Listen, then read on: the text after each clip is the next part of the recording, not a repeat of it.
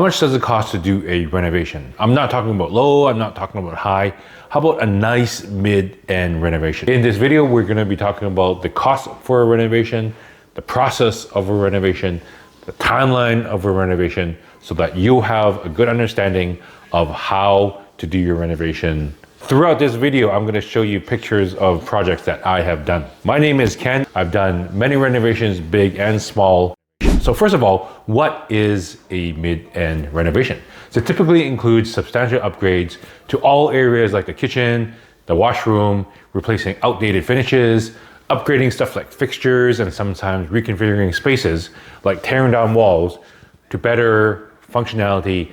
It's not the most basic cosmetic upgrades, but we're not talking about luxury finishes or custom builds either. It strikes a good balance between improving your home and keeping the cost manageable. First, let's talk numbers. For mid-range renovations in Vancouver, you're looking at about $100 to $200 per square foot. Of course, the total cost depends on the size of the project and the areas that you're gonna be doing the renovation. Let's kind of break down the cost by room. For a kitchen renovation, a mid-range kitchen, it's typically gonna cost between $25,000 and $50,000. This includes updating cabinetry, countertops, appliances, and the lighting fixtures. For instance, you might choose quartz countertops, semi-custom cabinetry. So you might ask, well, $25,000 to $50,000, that's a big difference. What can you do for $25,000? Well, let's just talk about lighting. Lighting can be one kind of flush mount. You put it to the ceiling, it's just one round thing. Or you can have a lot of pot lights. Actually, they're not called pot lights now because pot lights refers to the old light bulbs. They're called LED panels, which is basically LED lighting, little discs like this. You put it up. In a typical kitchen, you can have 6 to 8 of them, and that requires rewiring. Often when you rewire a ceiling, a lot of the modern ceilings will have that flat look. So the old popcorn ceiling, you will flatten that out. Here's one thing that adds to the cost. Secondly, a lot of people like islands. In the old layout, the kitchen sink is to the side, but what if you want to move that entire sink to the middle of the island? That requires extra plumbing. So this is where the differences in costs come in. Next, bathroom renovations. Updating a bathroom will run between $10,000 and $30,000. This can involve replacing tiles, upgrading to a new vanity, installing a beautiful bathtub or shower, and adding a new fixture.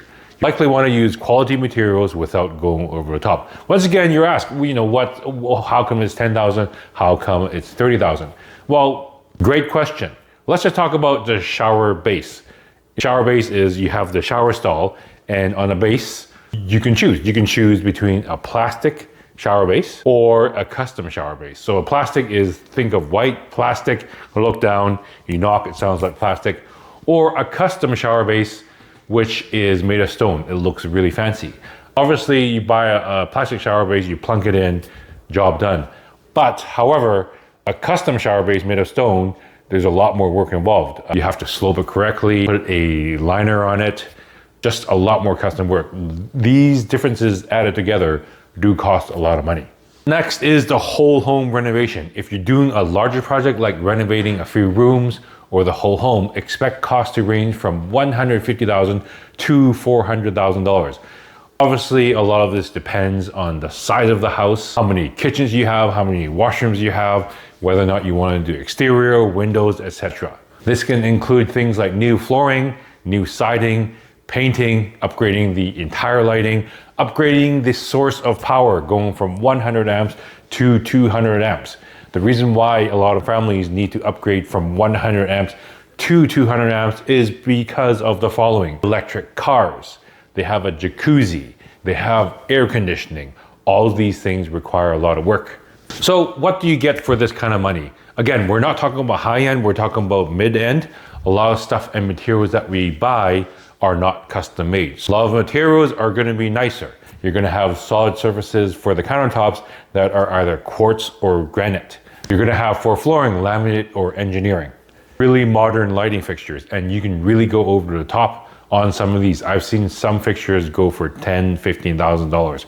Of course, you're not gonna go to that amount. However, one of my favorite places for going to light fixtures for a good cost is really Rona.